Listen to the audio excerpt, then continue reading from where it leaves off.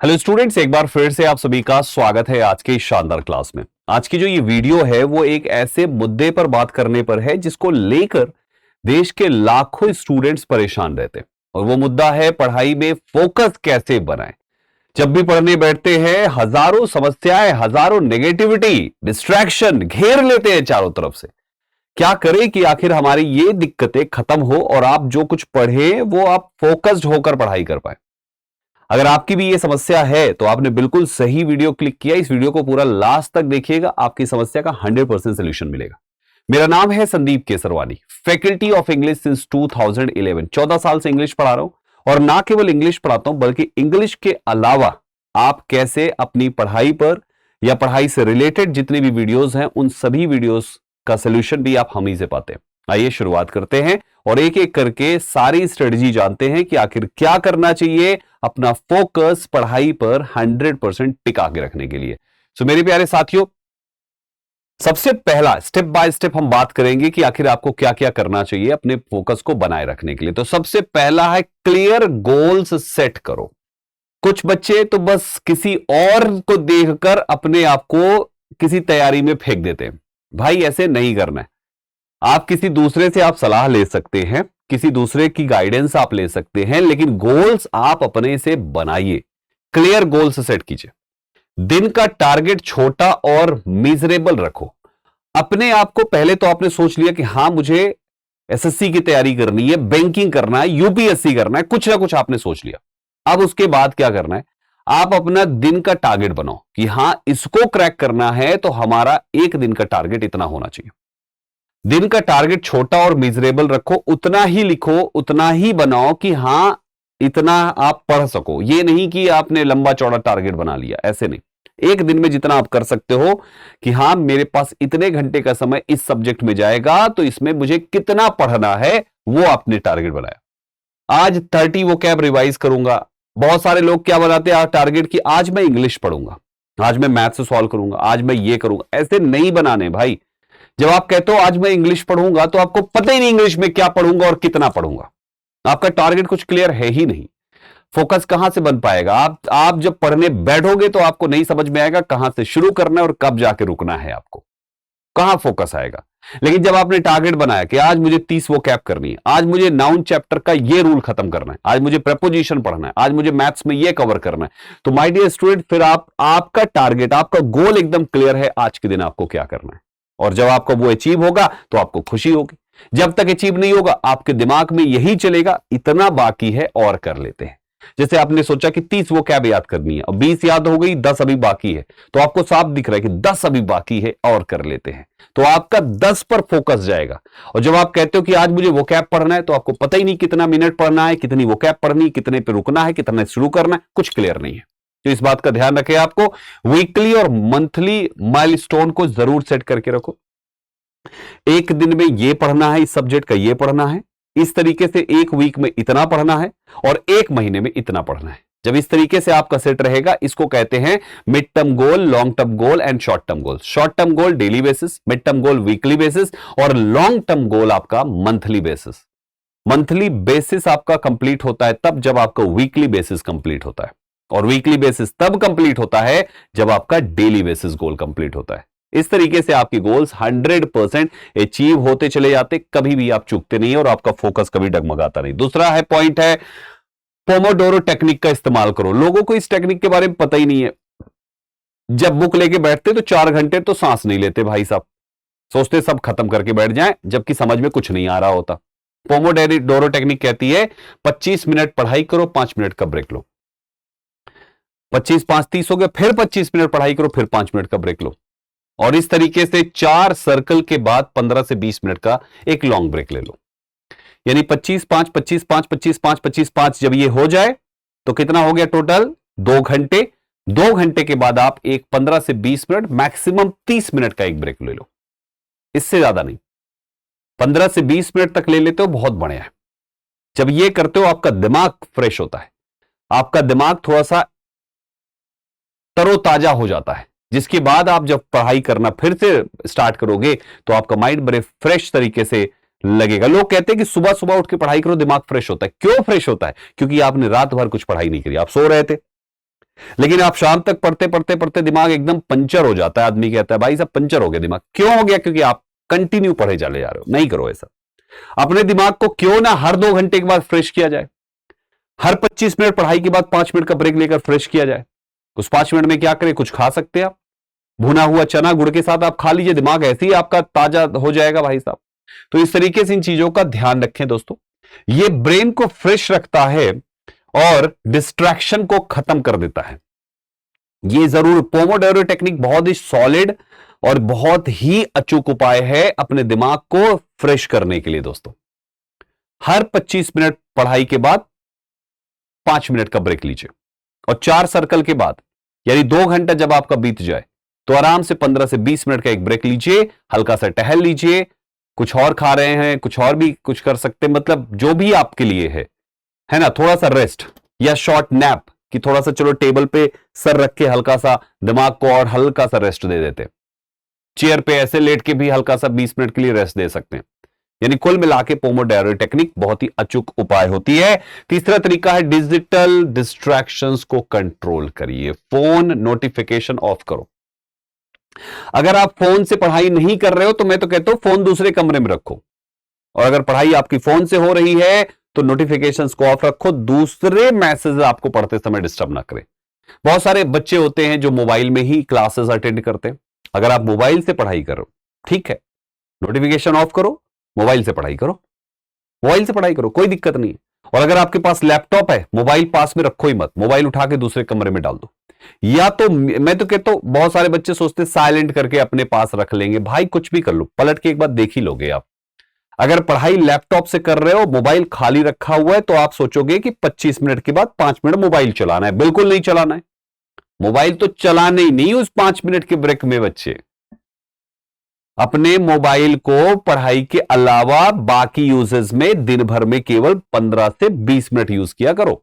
पढ़ाई के अलावा जिस 15 से 20 मिनट में मम्मी पापा अगर बाहर रहते हो तो मम्मी पापा से बात हो सकती है, दोस्तों से बात हो सकती है, रिश्तेदारी में जिनसे आप बात करते हो उनसे बात हो सकती है। सोशल मीडिया स्क्रॉल करने में तो बिल्कुल भी नहीं। इस बात का ध्यान रखें दोस्तों, अपने डिस्ट्रैक्शंस को कंट्रोल करो। मोबाइल के अलावा किसी दूसरे सोर्स से पढ़ाई हो रही है, जैसे कि बुक से या लैपटॉप से, तो मोबाइल उठा के कहीं और रखो। आपको दिखना ही नहीं चाहिए कि मोबाइल आपके पास है। और अगर मोबाइल से पढ़ रहे हो तो नोटिफिकेशन ऑफ करो, फिर पढ़ाई करो। यह आपका तीसरा तरीका है। चौथा तरीका है इन्वायरमेंट सही रखो। लोग क्या करते हैं, कमरे को कचरा बना के रख के पढ़ाई करते हैं। नहीं हो पाएगा। एक ही जगह पढ़ाई करो जहां डिस्ट्रैक्शन कम हो, टेबल साफ होनी चाहिए, लाइट प्रॉपर होनी चाहिए और कंफर्टेबल चेयर होनी चाहिए। लोग एकदम से फैला के रखते हैं, खासतौर पे जब आप कोई रूम लेकर आप कहीं रह के पढ़ाई कर रहे होते हैं, कहीं पर आपके सॉक्स पड़े हैं, उसकी बदबू अलग आ रही है, उधर टॉवेल गीला पड़ा हुआ है, उसकी अलग गीली गीली सी बदबू आ रही है। भाई साहब खुशबू कह लो, बदबू कह लो, कुछ भी कह लो, मतलब कमरे का पूरा बैंड बजा के रखे हुए। खासतौर पे ये बॉयज के साथ ज्यादा प्रॉब्लम होती है। गर्ल्स में थोड़ा कम है, कम क्या ना के बराबर होता है, लेकिन बॉयज के साथ ये सबसे बड़ी प्रॉब्लम है कि उनकी चीजें साफ सुथरी होती नहीं है। टेबल में सब कुछ रखा है, वहीं बैठ के खाना खा लिए, वहीं बैठ के सब कुछ कर लिए, वहीं इधर दाल गिर गई है, उधर सब्जी पड़ा है, उधर 4 दाने चावल के पड़े। भाई ये सब नहीं होना, एकदम साफ सुथरा। हाथ जोड़ा करो, मां सरस्वती मैया शुरू करने वाला हूं, जय मां सरस्वती, किताब खोला, पढ़ाई शुरू। मतलब कुल मिला के पूरी तरीके से फोकस तभी होगा जब डिस्ट्रैक्शन में आपकी कोई भी चीज ना हो। पता चले आपके दिमाग में ये चल रहा है, यार कमरा कितना गंदा है, बस हो गया, आपका दिमाग घूम गया। फिर तो कमरा गंदा होने पे जब सवाल अपने आप से पूछते हो या टेंशन होती है, तो कमरा साफ ही रखो, घर साफ ही रखो, टेबल साफ रखो।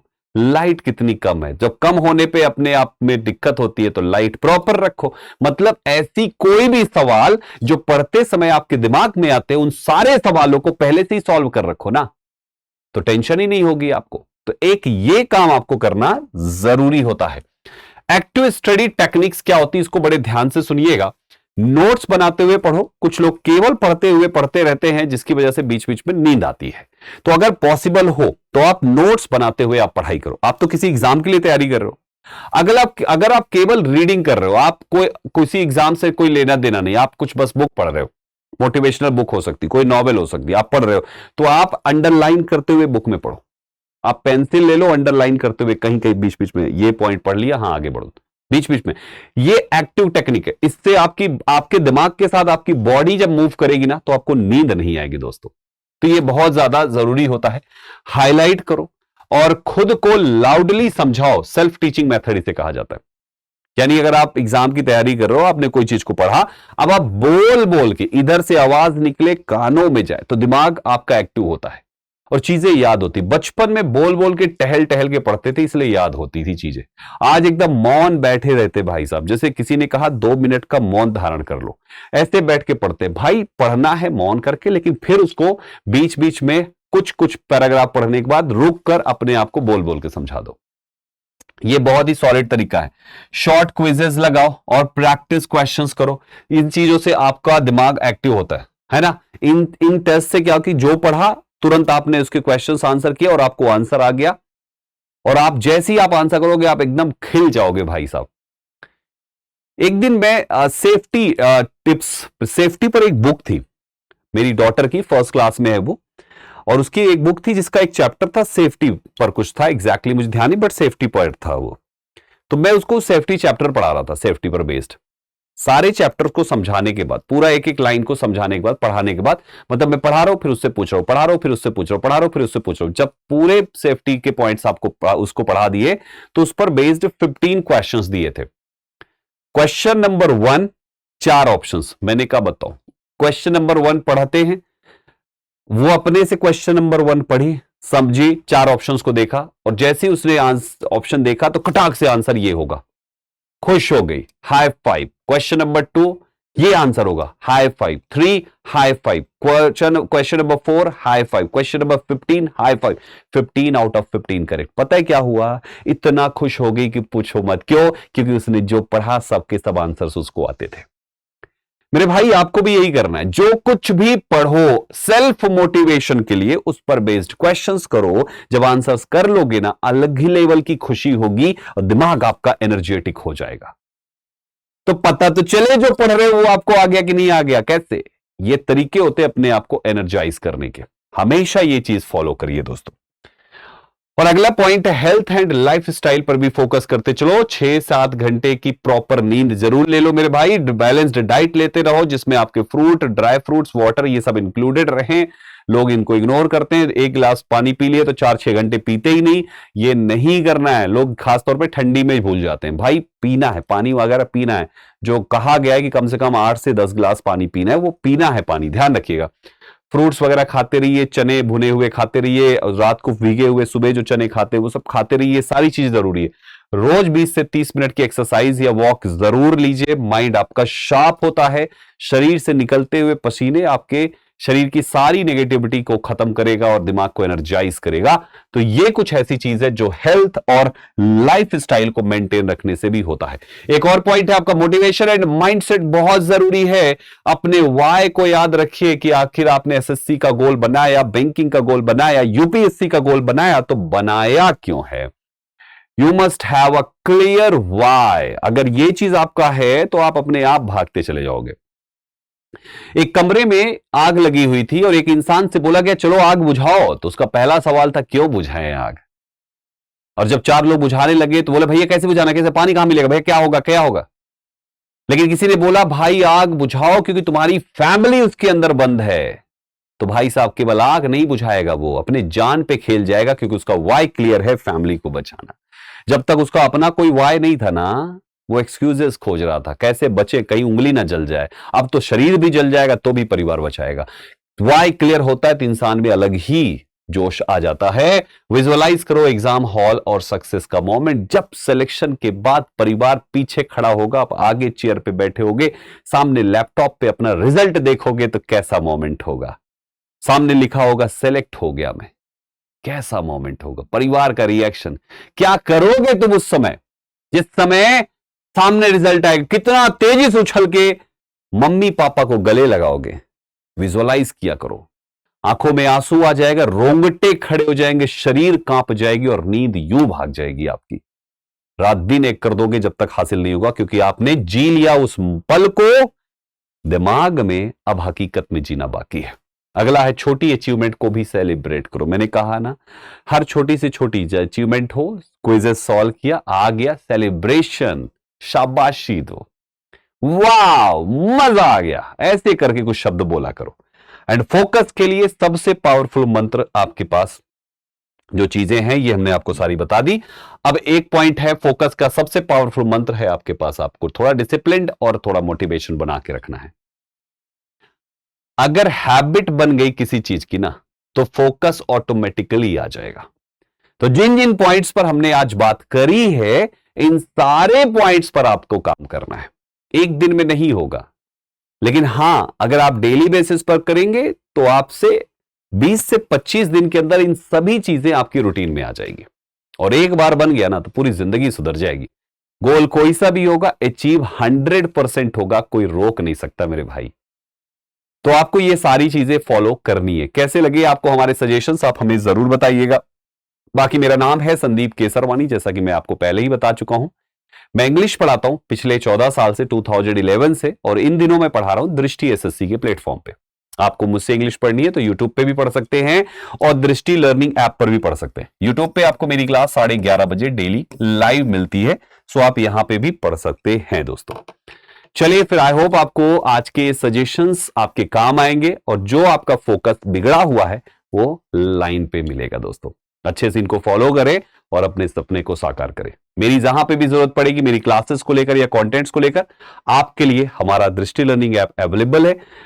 दृष्टि लर्निंग ऐप पे या तो दृष्टि एसएससी यूट्यूब चैनल पे, दोनों जगहों पे आपको मैं मिल जाऊंगा। मिलते हैं आप सभी से अगली वीडियो में। Thank you very much for joining this session. इस वीडियो को उनके पास शेयर जरूर कर दीजिएगा जिनको इसकी बहुत ही ज्यादा जरूरत है। शेयर करना मत भूलिएगा। Thank you very much, all the best, जय हिंद साथियों।